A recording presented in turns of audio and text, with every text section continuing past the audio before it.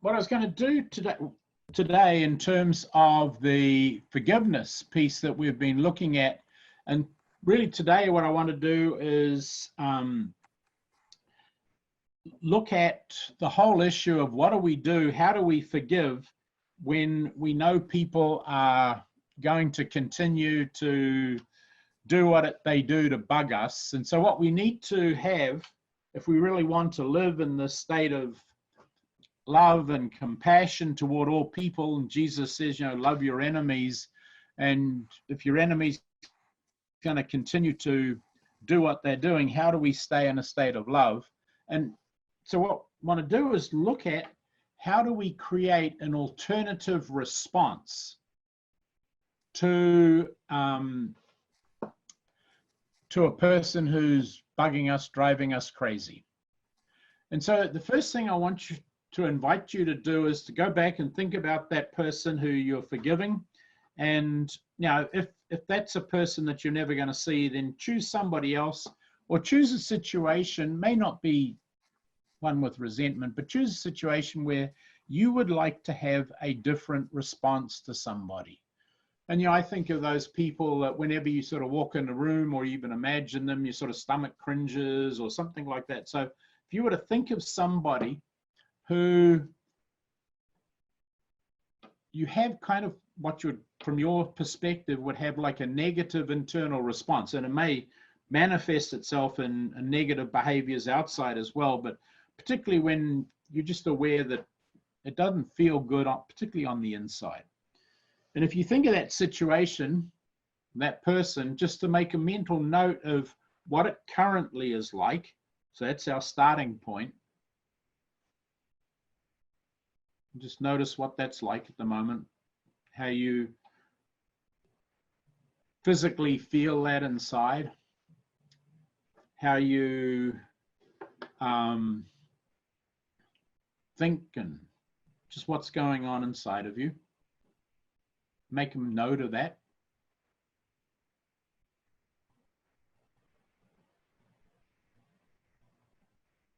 And when you've made a good note of it, just set it aside. If you want to just shake that off, think about today or whatever. And now, when you think of that person, here's the question. Given that they're not likely to change, how would you like to respond? How do you want to wait maybe until they get enlightened? Because I think I've mentioned several times before, one of the best ways to be miserable is to say, you know, I'll be happy when this other person changes their behavior. And if that's what you're saying, I can just about guarantee you're going to have a long wait to be happy. But if you were to think of this person and just assume that they're not going to change, how would you like to be when you have to deal with them, have to relate to them? And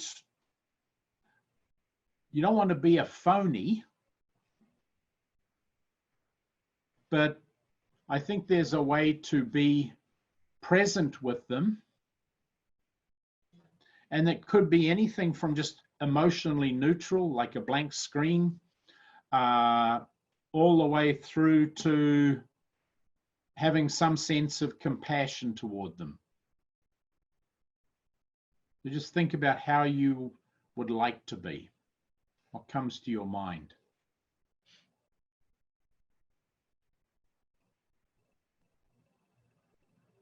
And as you think about how you would like to be, we can remember some of the ways that Jesus was when he was dealing with people who really weren't safe to be around. I think of Jesus with Pilate. He was silent for most of the time that he was with Pilate. And I think of that, and a few weeks ago, we looked at compassion being tender, fierce, and mischievous. And I would say that what Jesus was with Pilate was fiercely silent. I know when you think of someone that you might resent, chances are talking with them, arguing with them is a real waste of time. Because what you're trying to do is convince them that they're wrong. And what I know about myself and most people, we do not like to be told we are wrong. So we think about being fiercely silent, or emotionally neutral, or it could be that instead of being fierce, say, this person who's driving us crazy, what we need to do is become playful or lighten up. I think of some folks that I have had to deal with over the course of my life and what have you. It's just like, it's not worth getting into a serious conversation with this person. And I might just in my mind be able to go, oh, there he goes again, off on his little tirade, and I don't have to listen to it and can just let it waft on through. And literally it goes in one ear and out the other. And if you know how to do that, that's a really cool skill and resource. And so use it appropriately. But when we argue with someone, we certainly aren't letting it go all the way through. We're basically taking it and holding on to it and wrestling with it.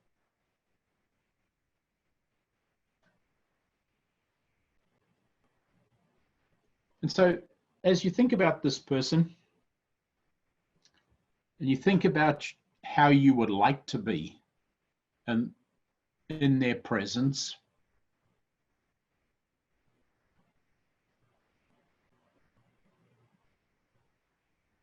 once you've got a good idea of how you would like to be, I invite you to go back in your memory and think of a time in your life when you actually have been that way. Now, probably it's not going to be with this person, but you're going to have had this experience of how you would like to be.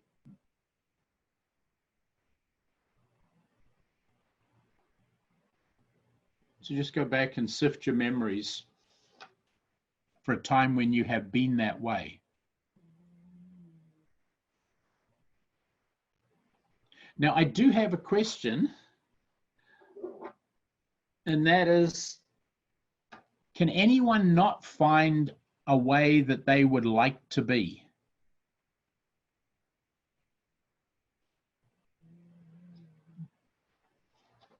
Because occasionally some people would say, you know, this person just drives me crazy and I can't remember a time that I would like to, nothing comes to my mind.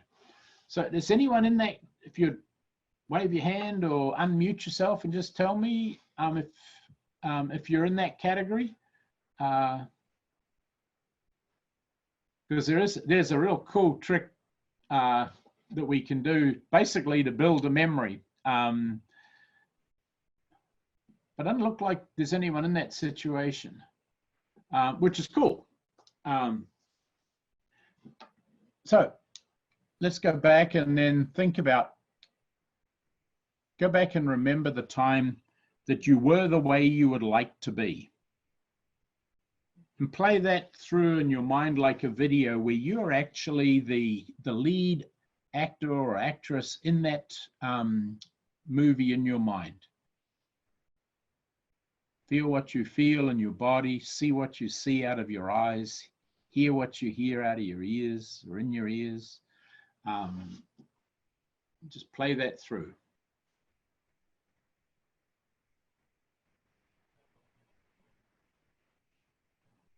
And once you've got that really good memory, now I want you to imagine in the future being somehow with this person who you used to resent, and imagine being this way, this new way, when they do whatever they did that used to bug you. And again, create a movie in your mind of you being this new way with this person. And don't just watch yourself in the movie, but be yourself in the movie. So you can see through your eyes, you can feel the temperature of the room or the place where you are. You create this movie where you are being and doing a new thing with this person.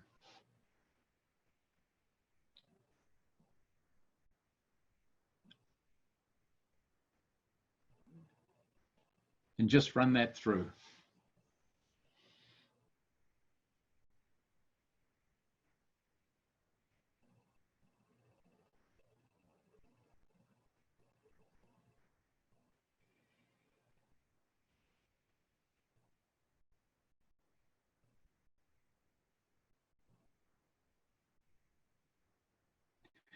And now that you've done that, you want to step back from that and just ask yourself some questions.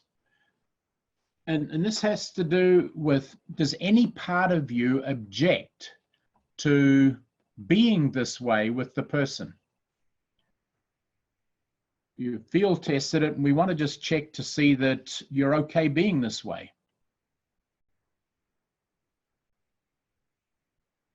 And that's the first thing is, does any part of me object to being this way? And since you've chosen it, it's probably not, but you may want to just check that. I have objections, Rob. You have an objection.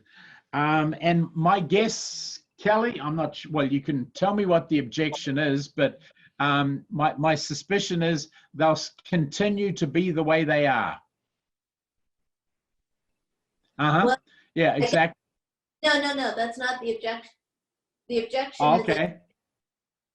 it feels like, am I then condoning the behavior that I object to?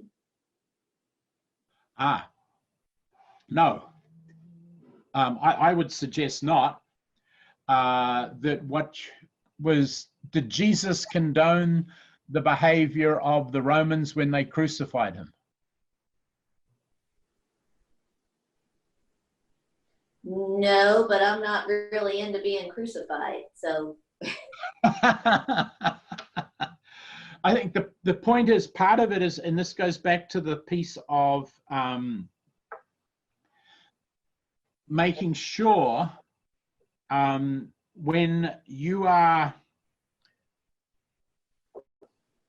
forgiving somebody, it's not about saying what they're doing doesn't matter.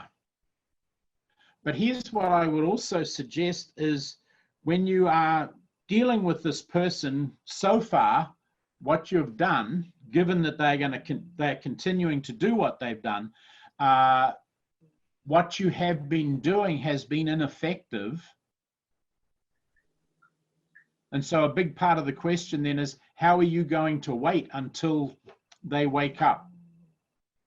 And is your being resentful of this person and behaving the way you used to behave, is that actually helping?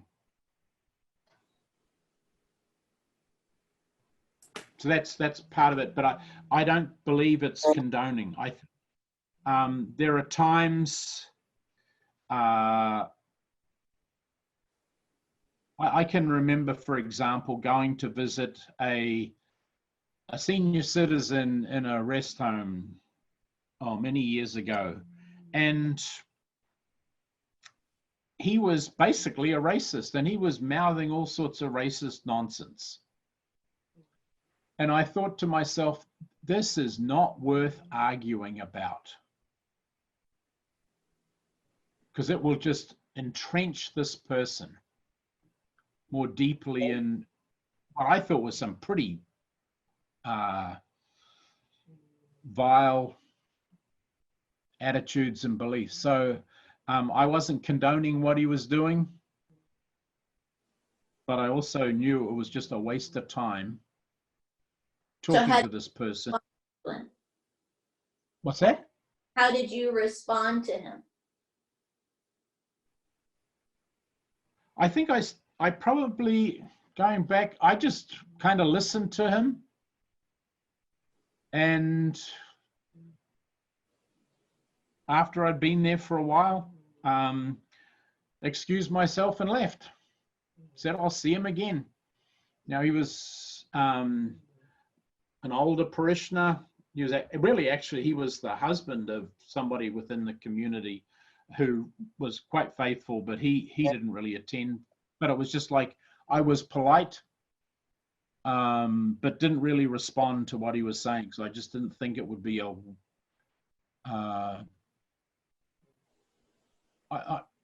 if I was to use the language that I currently know, I was fiercely silent.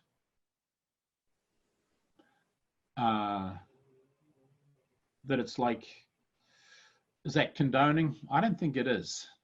I think it was, if I was with him again, I would probably change the subject and find something that was worth talking about.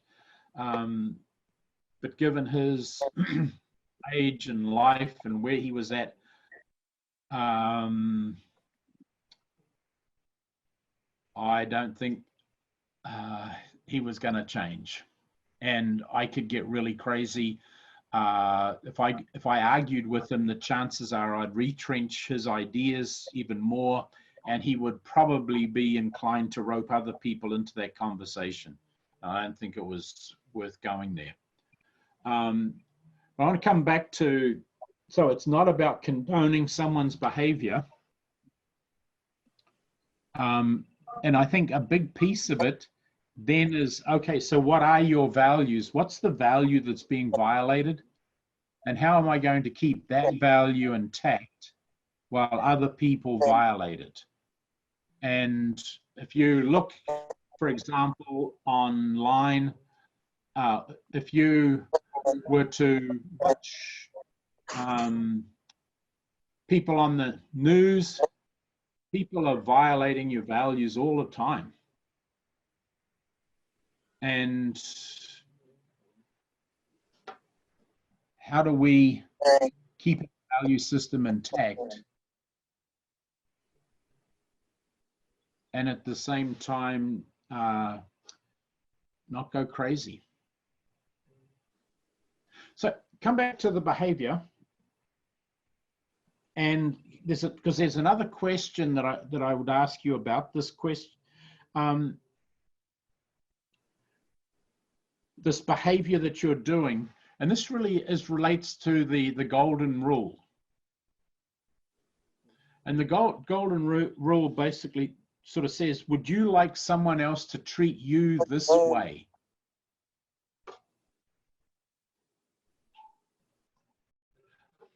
And that's a big piece of making sure that what we are doing is not actually violating the golden rule. Or I think, for example, and this is particularly true when in assertiveness training, when you've got someone being bullied.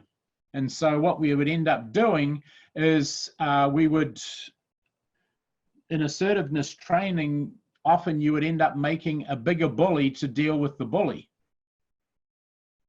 which is really not ultimately helpful at all. We need to be creating an alternative response to the person that is driving us crazy. And could be even going back to Kelly's situation, it may be that if you really are looking for change in this situation, that you'd need to really radically change your strategy. And it could be that the way that you were thinking about behaving is not the way you want to be. It may be that you need to be assertive, but not resentful. And I think there is a way, and I would call that, from my understanding of compassion, to being fierce. So just check the response, the new response you're having, and just see, would it be okay with you if someone treated you this way? And both of these questions are really about ensuring that the behavior that you're creating is sustainable.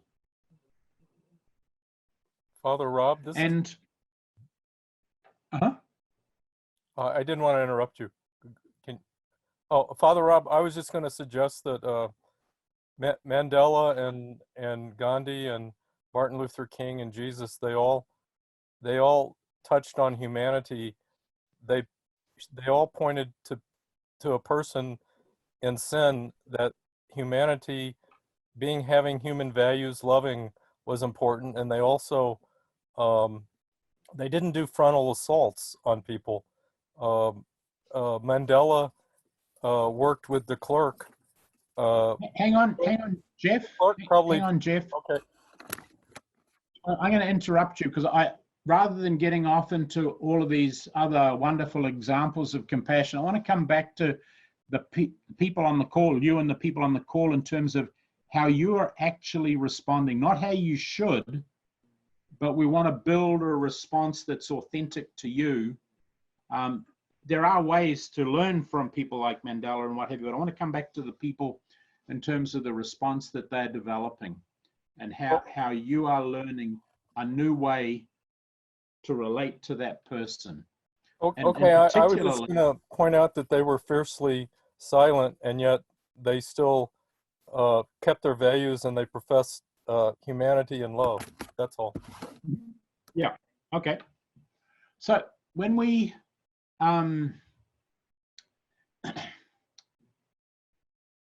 so that new behavior that you're practicing, you've checked it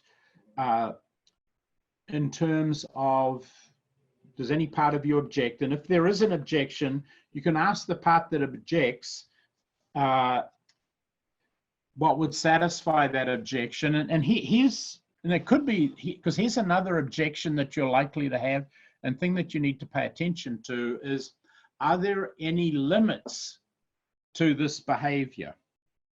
For example, you may be dealing with a boss who yells and screams and at you, and you really don't like that, and so you're developing a response to the boss.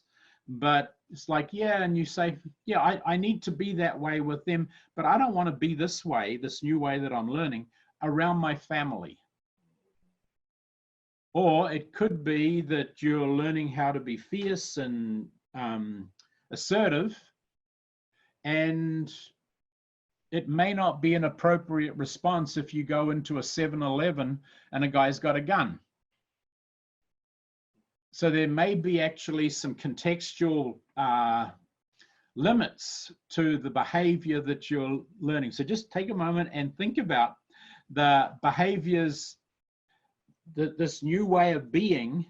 Are there any contextual limits that your wisdom would say, yeah, this is a cool thing that I'm learning how to do, but I want to restrict it to certain situations or certain people, or maybe just even this one particular person?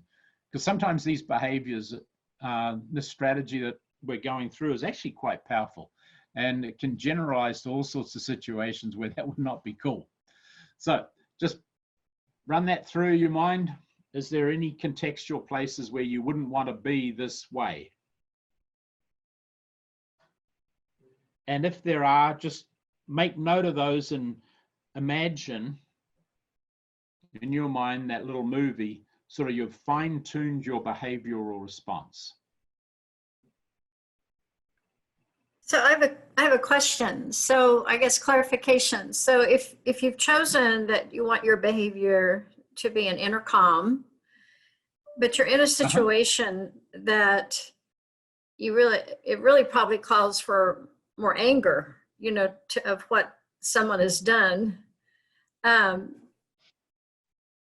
so it's not a matter of not forgiving. It's a matter of having the courage to say, no, that was wrong. That was really wrong.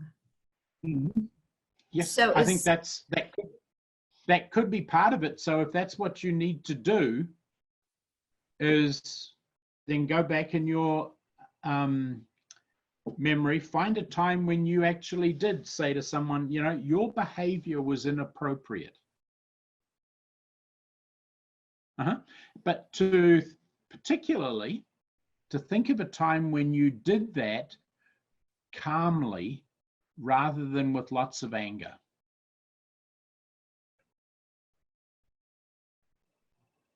Cool. Yeah, yeah. So now you can create that movie of you calmly telling somebody, now your behavior was inappropriate. I wanted to mention there is a kind of practice called cognitive behavioral therapy, CBT. And it is basically kind of a skill that you learn, or that maybe somebody can counsel you on, whether it be like if someone, or if one has a therapist or a counselor or anything like that. But what I was going to say, there's books about it, you can read about it, and you can teach yourself it by yourself as well. I didn't explain it very well. What I was going to say, though, is that it helps you, if you practice it in your daily life and you're mindful and you just think about it and you think about your reactions to situations, you can gear a positive response to a negative reaction from another individual. Oh, and actually, that's exactly what this exercise is doing. It's giving you it's building a resourceful response in your consciousness and awareness. And we're going to practice it in a couple of different ways so that it will actually become your automatic response to the person, so that you can, as you're walking around, because typically when I think of people who drive me crazy, that when I'm just walking around and I think of them, you know, my stomach goes into a knot, flip-flop and all that kind of stuff, and you get this kind of crazy response and you get uptight and what have you, and the person doesn't even have to be in the room. And so what I'm really looking at is, and helping you with, is to create an alternative response. And so the steps that we've done, there's still a couple more steps to do, is to figure out how you want to respond. We've done that.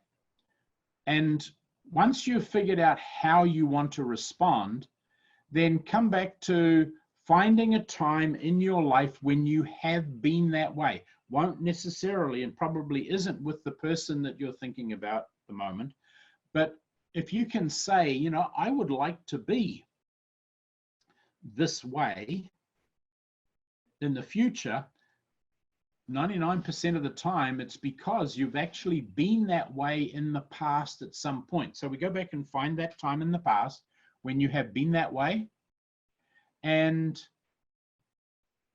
imagine in the future meeting this person and being this new way. And so you're practicing this new response. And part of that is also to field test it, to fine tune it, to make sure that it meets up with the golden rule, meets up with your value system,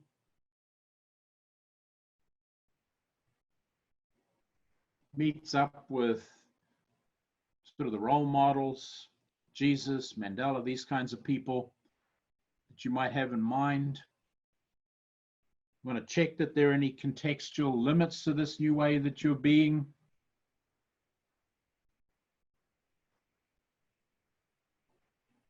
Now, once you've got that new behavior, you've played that through in your mind, now what I want to invite you to do is to go back into the past when you've been with this person and just imagine what it would have been like to have had this new response.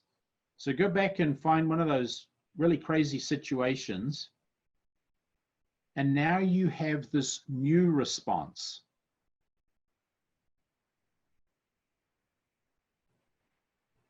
And to create it, not just see yourself, but create a movie of that time when you were the lead actor or actress in that situation.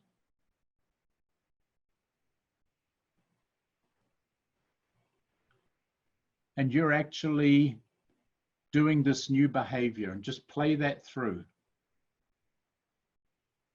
Notice what you say, notice the tone of your voice as you behave in this very new way. And yet it's not a new way completely, because you've been this way in other situations. We're now just helping you access this old way of being in a different situation.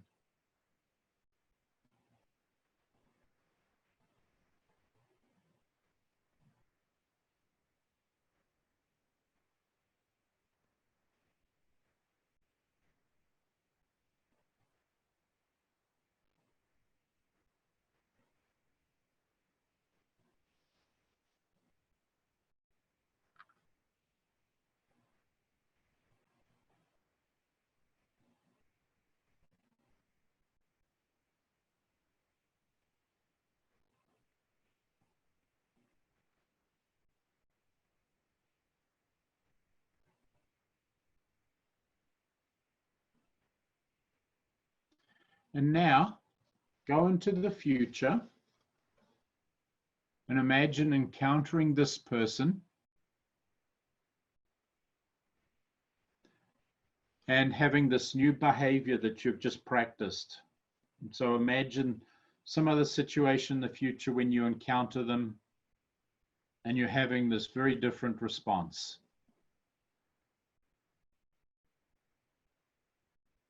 It's not condoning them. It's not violating your values. You still have your value system intact, but you're behaving in a different way. Play that through in your mind.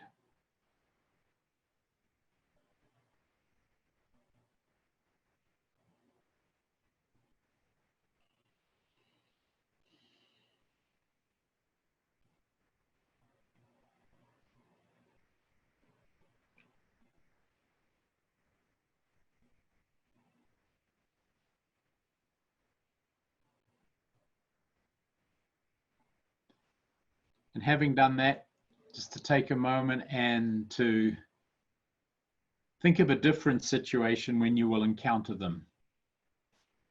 We can practice one more time, having this new way of being.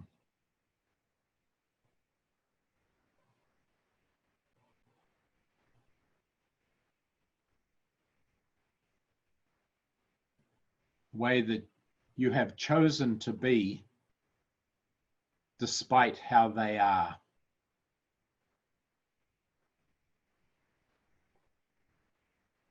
Because this is the way you want to be in the world.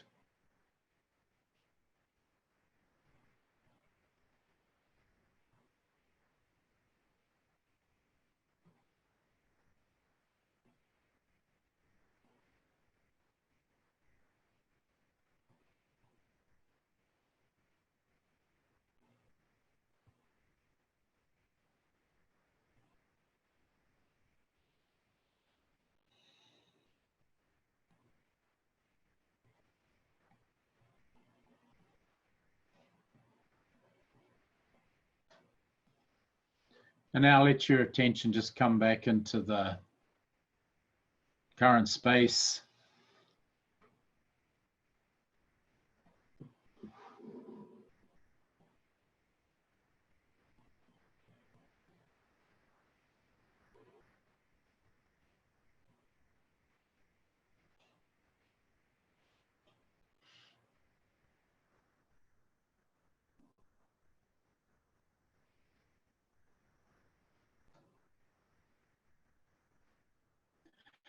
And as you do that,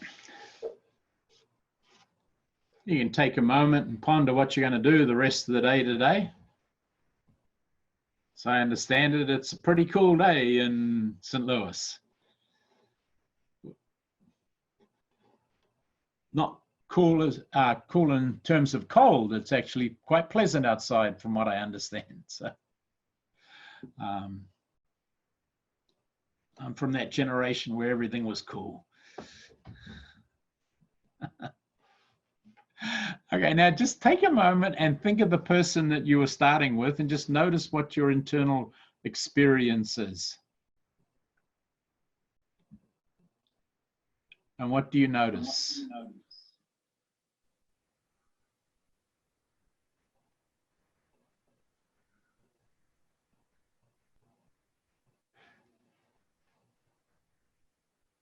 Hi, Nanette. Suddenly the buzzsaw of Was their, that a retort? Oh, hang on, we've got two people talking. One, Nanette and then Rob. ladies first. Oh, thank you. I was wondering if that was a rhetorical question, or if you really wanted. No, actually, what do you notice is different? It's when I project into the possibility of a different future, of a different set of actions that you're asking, then I am in a place where my button, it's what we talked about almost last week, where my button is not being pushed. That thing is passing through me, and I see it as their action, and I'm not really involved. And then I can come into it from a space where my reaction is about, it's coming from, I guess, my internal peace, I'd say, or my internal best self, as opposed to, he said, like it's in the playground, if a kid swings at you, you want to punch him back, right? That's the first thing you see when a couple of kids scrap. And so that's what happens verbally, or even internally. They say that thing and now I'm off to the races. And in what you're asking us to do, there's a different space I'm in when that happens internally. So now, do you have the experience, Nanette, that this person pushes your buttons? Yes, I start deciding how they should be, and they're not that way. Okay.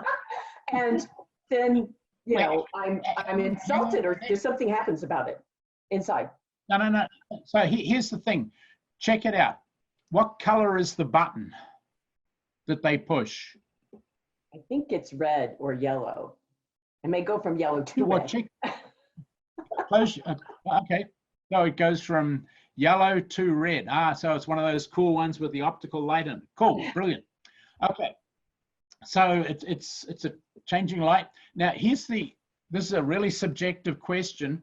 Where is the button located? Wow. I mean, instinctually, of course, I'm saying this without even thinking about it, but it's right here. Yeah. So it's inside you. Yeah. It's yeah. Now, is it in your heart, in your stomach, in your ears? I think it's right here And on my breastbone. I don't know. Cool, I mean, I'm just making this stuff up. You know?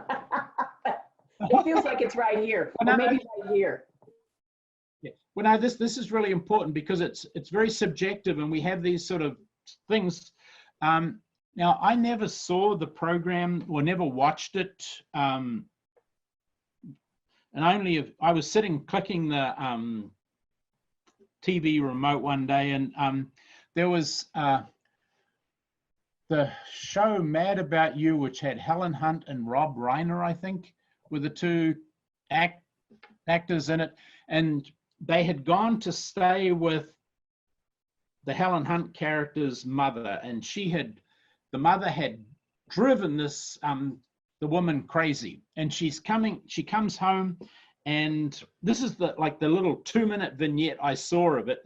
They've got home, and the Helen Hunt character is just like going really crazy, and she says, "How does my mother know how to press all my buttons?" And her husband said to her, "Because she installed them."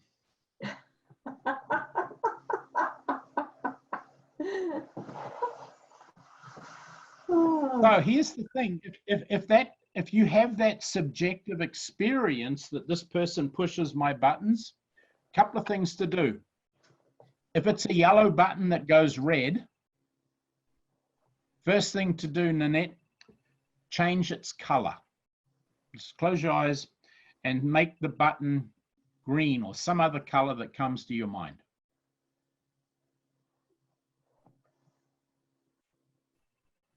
Now, and don't tell any of us, but take the button from here where it is and hide it somewhere else where only you know where it is. So just close your eyes and move the button. Okay. Cool. Now, just very quickly, imagine in the future when you encounter this person having this new behavior that you just practice. I just want you to practice that one more time.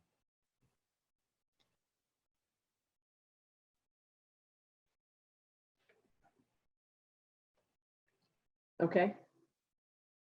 Cool. Now, I want to come back to Rob. I think, Rob, you had a question.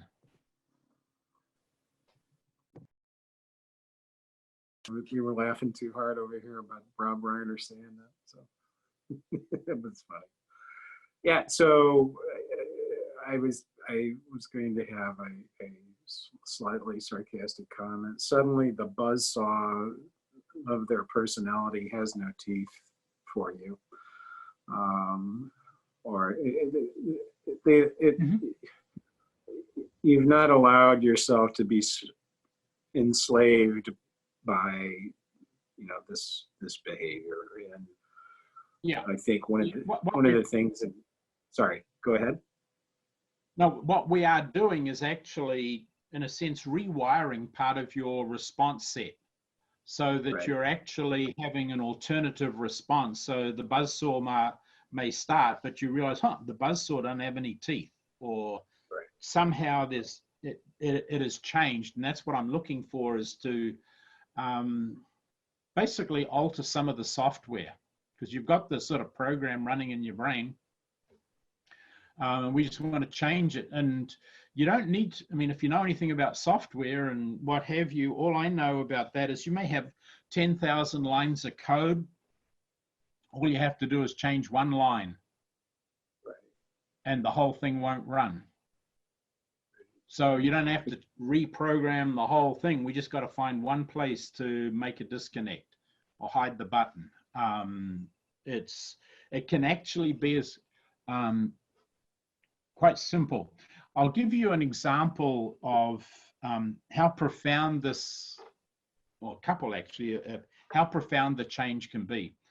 And actually, I'm not sure, Grace, whether you were there when we did this, and it was in Chicago one time, but there was one of the participants, and she was a pastor in a church, and she said, you know, when I get up to preach, I get up in the pulpit, it's like there's this voice in my head, or actually there were voices in her head saying to her, who the heck are you to get up and preach? You're nothing but a woman, and no one's going to listen to you, and you have nothing important to say. And she's saying, you know, it's like she wanted a different response to this group. And so I was like, okay, so tell me about these voices. What are they like? And she said, well, it's kind of crazy. It's like they sit on my shoulder, and she sort of, her right shoulder, they just sit here and whisper in this ear, speak in this ear. And she said, she was just talking about them, and it was actually her, at least one sister and a mother, I think, who would basically say this to her. And she said, and then she said, and it was really quite sweet, she says, I wish I could be like my dad. My dad is virtually, well, he's really deaf. And he sits watching the TV, and mom and sisters and what have you, they're ragging on him and complaining and what have you. And he just doesn't hear them. Doesn't bother him at all. They're yabbering away, and it just doesn't even bother him at all. And then she said, you know what? I am totally deaf in this ear, in her left ear. She's totally deaf in her left ear. And what had happened, she'd had some infection about 6 or 7 years before that, and she really was totally post-deaf in her left ear. And she said, all I got to, and she says, and she did this herself. I didn't even have to tell her to do it. She says, I just got to move these people from here over to here. And she did. And literally from that day, she has never heard them. When she gets up to preach or speak, she never hears them. And, you know, we have that expression in in our language, you know, turn a deaf ear to them. So if you've got a deaf ear, use it. Seriously, you could use it as a resource. And she did. So it can be that simple. And what we're doing here is not, really working on the content of what's happened, all of that, what we're looking for is to change the way we experience, the how. I mean, what's happened in the past, you can't change. All we can do is change how we remember and how we process the past. So that's just a simple example of how you can change that. And I remember, this is just one other example of doing this exercise with a woman who had been married and whose husband was physically abusive. Anyway, she'd got divorced and she had several children with him, and the children were having a birthday and was like, well, what do the children want? They want dad to come over and be part of it. And she would almost get physically ill thinking of this guy and being present with this guy. And we did the exercise of how she wanted to be, and she reported back, just in terms of the exercise we've just done, that he came over and she was, it was like almost that sort of Silence of Pilate. She sort of said, hello, how are you? What's the weather? You know, kind of thing, but was emotionally indifferent to this person. And I think of that when you think of, say, some of those times when you encounter somebody maybe that you really don't know, like a street person or somebody like that, who may yell and scream, and you kind of walk on, and within a few minutes you've let that go by, and it's no longer sort of, you're emotionally neutral to that. For some of the folks that we deal with, that may be as good a response as you'd really want. There are other people that you may want a different emotional response to. So just what we've done is actually an incredibly powerful strategy, and is an important step, because what we're doing is building an alternative response to the person so that you can then actually forgive, because you now have a more resourceful way of dealing with them, particularly when they're going to reoffend in the future. So, got any questions? I have a question, and a circumstance to describe that maybe others in the present will relate to, and this is an issue of having values violated. And this is I have a storage unit for stuff that was recently burglarized in a community, in a municipality that I did not realize this public storage circumstance was in a area, a municipality that is very high in crime rate.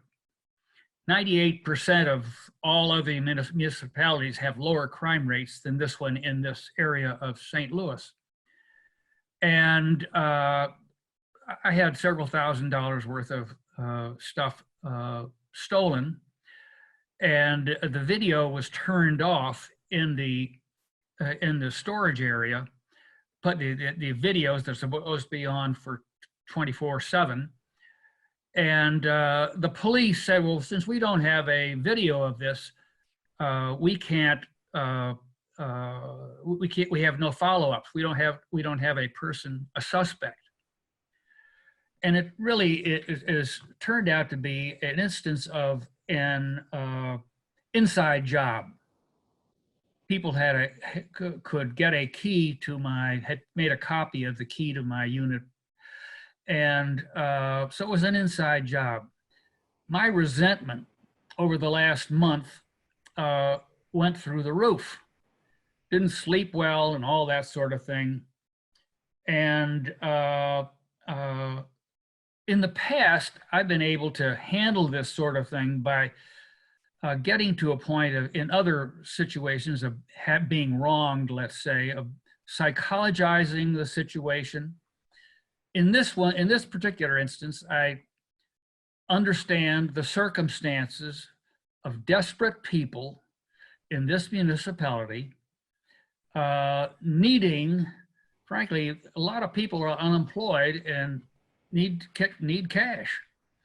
So this was an opportunity. I was an opportunity for exploitation. In the past, I've been able to reach a point of the serenity prayer. Use the serenity prayer, which you probably are all familiar with. You understand what you can control, understand what you can't control, and you have the wisdom to understand the difference. And in this situation, it was beyond my control.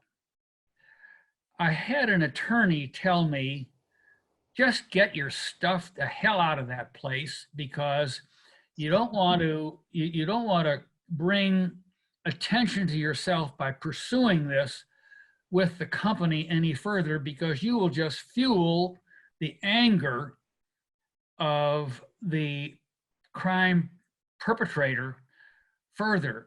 And since they know where I live, they've got my address, I could become a further victim. So that was the advice of an attorney, and I've been able to reach, I wouldn't say peace of mind, but a realization that this situation was beyond my control, and I've just got to take my lumps and put it aside. So do I still have resentment to toward the people? Yes. Do I don't condone the behavior. I still have my values intact, but I'm trying to gain greater security by just putting this aside. I don't have any great love for these people, so I don't know where to go with this. I am sleeping better. One of the things that I'd say, Van, is next week we're going to bring all of this together, and what we will really learn is to figure out how to put it aside in a way that it stays aside rather than stays right out in front of you. But I think that there is part of what you're also describing is, you know, some circumstances in our life, for example, and part of it is, you know, you almost have to do a cost-benefit analysis. Is this worth, you know, it's not about justice. I mean, that's just it's really a strange concept, really, in terms of our justice system. I remember years ago being in a situation where company I worked for was cheated out of hundreds of thousands of dollars, and we went to the attorneys, and I was looking for justice in my own little naive way, and the attorney just looked at me and said, Rob, this is not about justice, this is about economics. How much are you prepared to invest in me, and what's the likelihood of return? And so it doesn't matter whether it's right or wrong, that is just the reality we live in. Now, with that in mind, perhaps there is a situation where you do decide to sue somebody. And the question for me is, what's going to be your underlying motivation? How do you want to wait? Does your anger actually help you wait peacefully for this to be resolved? Or does it actually just get in the way and make things worse? The latter. So, yeah, and that's a big piece of it for me is is my current emotional response helping or hindering me get to whatever the next step is? If I'm really angry with a peer or a workmate or what have you, and how is my anger helping or hindering the situation? Now, a lot of us have learned either being really angry or lying over passive and letting someone walk all over you.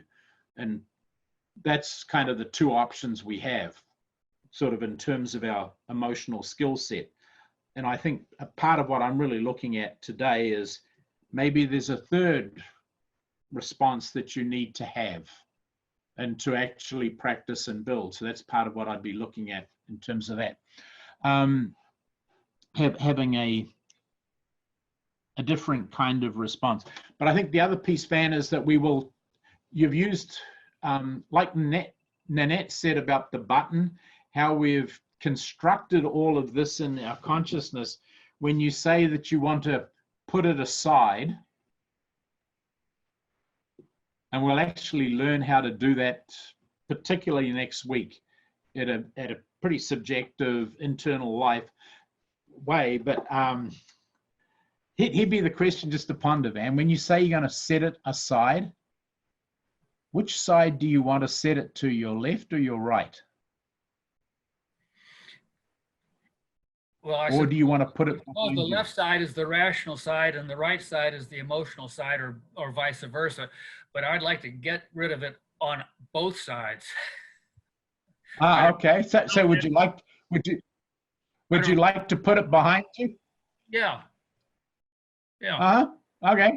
I don't want to precipitate further danger for myself, and so it's important to just put it aside completely and just take the loss here. And but I hope that I have not, by bringing up this subject, distracted your purpose today.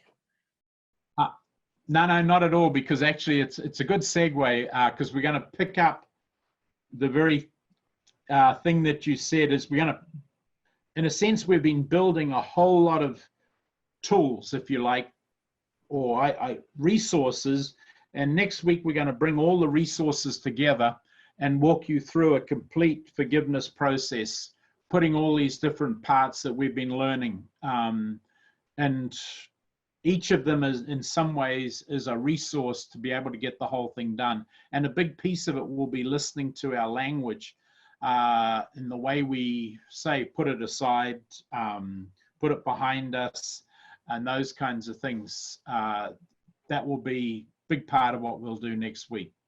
I think the distinction you made last week, or in the last couple of weeks, between forgiveness and reconciliation, I think is a terrific distinction and is a very helpful one. Mm-hmm. And I would say that even the distinction that you've made today is, what I need to do is figure out what I need to do to stay safe in the future, and to be aware of that, because until you have that sense of safety in the future, you probably won't be able to forgive, because you're using the anger as a way to stay safe. And so pondering the issue of safety, and that's why I say there's no way in heck you'd want to be reconciled with this person who's going to rip you off. Right. You want to stay safe, but you want to be able to do that from a place of internal freedom rather than from a place of resentment and frustration.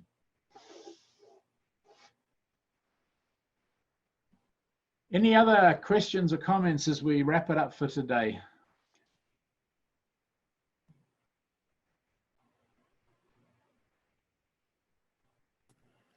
I still need clarification on the condoning and the forgiving. I mean, I have trouble that even if you forgive, you're forgiving because someone's done something you don't condone. So Ah, I have trouble with Now- that.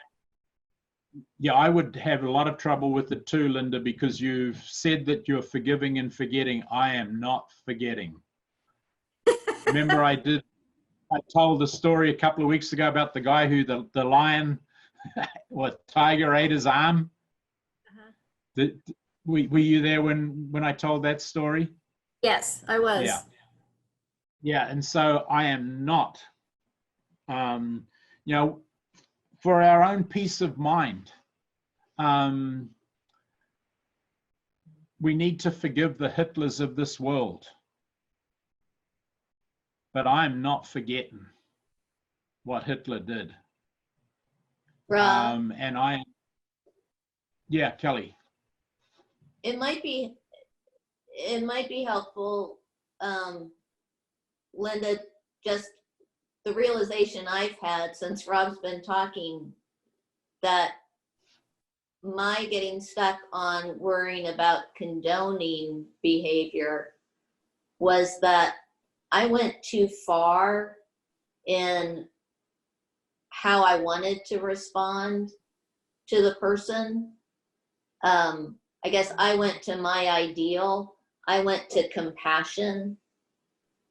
And I had to back up and realize that compassion wasn't the realistic, healthy response for me to that particular person. Yeah, and I would say it could be that you need to practice a different kind of compassion, like when we did the 3 faces of compassion, the tender, fierce, and mischievous. Because we typically sort of slip back to the tender when we think of compassion, and that particularly in the face of evil, or even in the face of unethical behavior. It's like, nah, being tender with that is, I think, totally inappropriate. We need to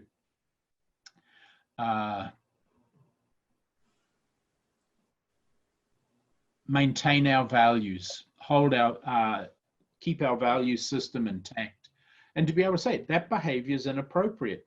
And it could be, and if you continue to behave in that way that's inappropriate, I'm leaving, or I'm going to ask you to leave. But I'm not prepared to hang out with you if you continue to behave in that manner.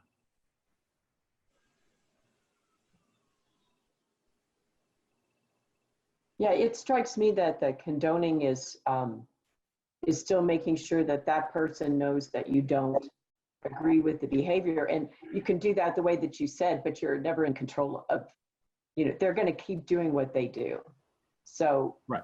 And those actions for yourself are what tell them I condone or I don't condone. So it's really about what you're doing for you to keep you safe.